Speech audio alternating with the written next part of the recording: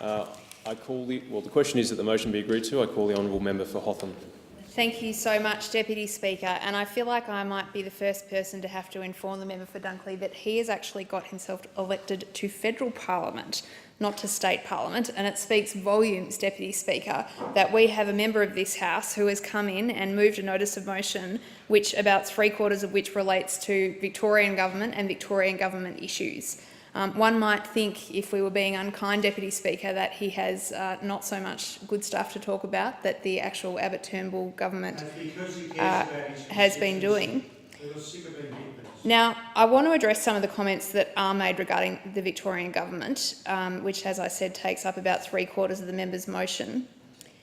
And then I will talk a little bit, Deputy Speaker, about what is actually an abysmal community safety record of this Abbott Turnbull government, and I'm glad that the member has provided me with the opportunity to do that. Now, Deputy Speaker, the Andrews government came to power after 4 years of almost total inaction on a law and order front.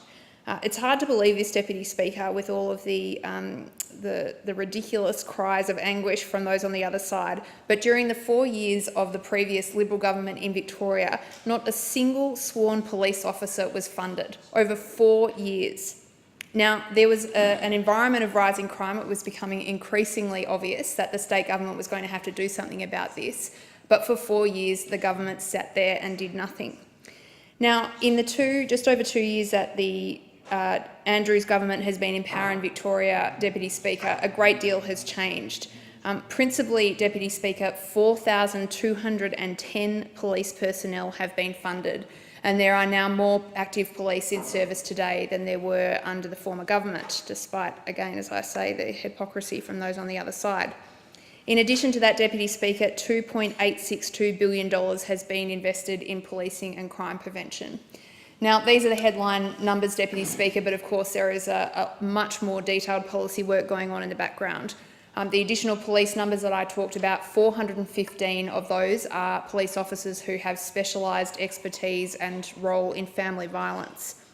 A dedicated 24-hour police assistance line has been set up for non-emergency callers. So this is really critical because a lot of the crime that we are seeing in Victoria is not life-threatening, but it is very important that police are able to assist. Automatic number plate recognition technology has been extended to 220 highway patrol vehicles. Previously, Deputy Speaker, there were 6 with this capability, with all those issues in Victoria. There's been $2 million committed to improve police mental health, which we know during these significant crime, when there's big issues with crime, the police's mental health suffers.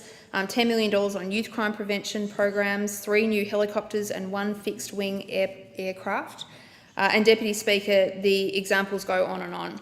Now, those are some of the areas of expenditure, but of course, Deputy Speaker, there has been some significant law reform which will help police tackle crime. One of the ones I would just mention is changes to give police power to take more DNA samples than they were previously allowed to take, which we are expecting will see the number of DNA samples analysed by police increase from 7,000 to 70,000. So, Deputy Speaker, this is just a very limited snapshot of what's underway. The Victorian government will be able to provide you with a much more detailed explanation. As I say, we're not the Victorian government here, but we are finding ourselves just talking about these issues because the Turnbull government can't think of any of its own achievements to talk about.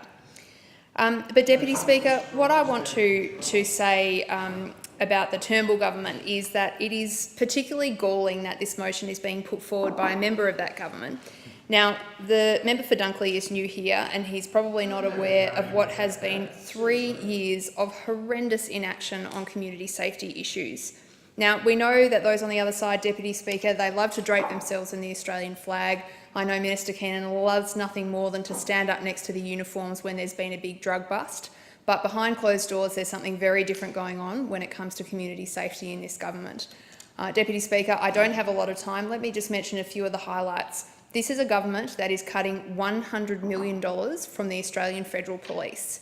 This is a 10% cut to our national policing budget in an environment where the AFP is being asked to do more and more, and an environment where police officers have not had a pay rise in 2 years and have a very legitimate expectation of seeing that pay go up. Deputy Speaker, illicit guns are out of control. The government is losing the war on drugs. All of these things have serious implications for Australians. So I'd say to those on the other side, get your own house in order before you come in here and criticise the state Labor government. I thank the member. The question is to the